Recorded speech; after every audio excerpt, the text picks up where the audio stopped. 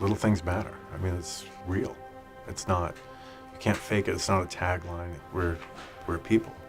One of the guys actually had spent 10 minutes changing light bulbs for one of his customers in her home because she couldn't reach him. You know, who does that? This idea is not new. As a matter of fact, Henry Baker himself instituted this decades ago. Everything we do is connected, and we as a company should be grateful to those customers. The big companies can't do what we do as far as our customer relationship is concerned. Crystal Rock, when I was young, was a 3-bay garage business, and we had a garage apartment above where the bottling was done, and my dad had a couple of trucks, and he'd go out all day and deliver water, and he'd come home, and then Gene Monty and him would bottle water till they had enough to make deliveries for the next day. My early memories about the business was getting thrown out of the bottling area whenever I could get over there to see what was going on and cause a nuisance, and I would get chased back out again. The whole families were talking business all the time, so they knew what it was all about. There was never going to be an obvious relationship with them to the rest of the employees that they got special treatment. Almost now they still don't get special treatment. Father was pretty adamant about us working our way up, and in fact my first job was nailing the old wooden crates back together that held the 5-gallon bottles back in the day.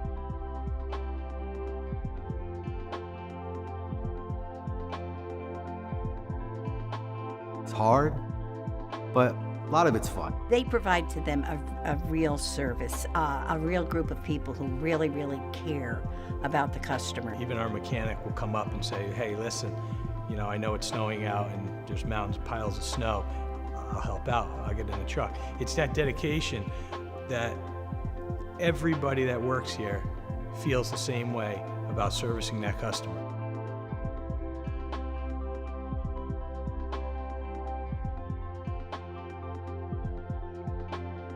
For years, we would rarely sell water on what's not in it because of how we purify it and how we distribute it, as opposed to how they can get water and other methods where they might not know exactly what's in the water.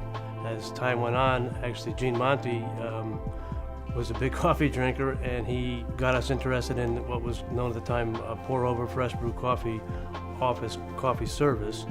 And we were one of the first bottled water companies in the country to spread out into that category. Over those decades, Gene was heavily involved in developing that coffee business and knew everything about you know, different roasters and taste profiles and the importance of that.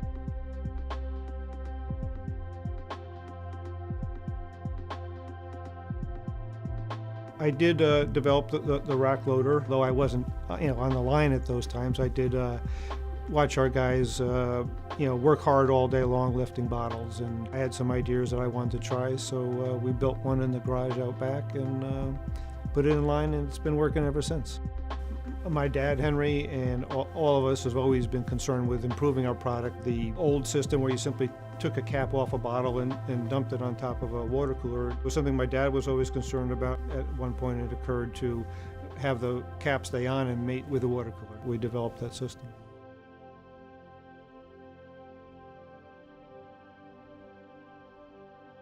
We knew we had outgrown our site in Stamford and had to make a move.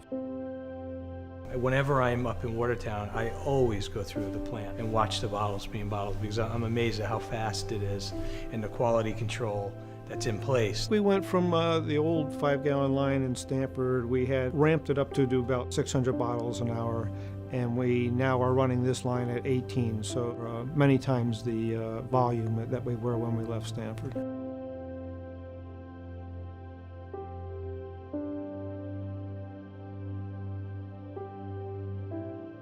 Once the two companies came together, it was really a no-brainer, because we enjoyed a very similar outlook on how business should be run. Now we're part of a much larger company with 13 different locations, going from Boston to Buffalo, from Plattsburgh, New York, down to Stamford, Connecticut.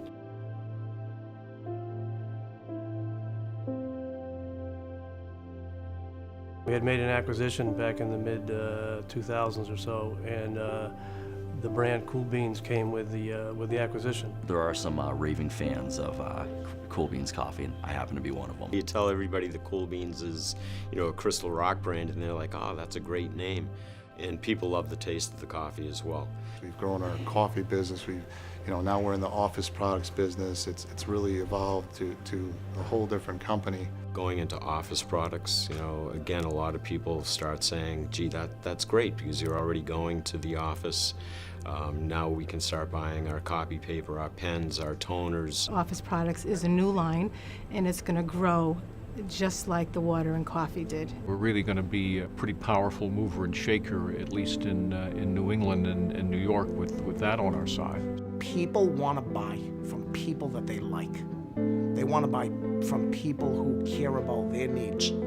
They want to buy from the company that they know and love so much, like Crystal Rock.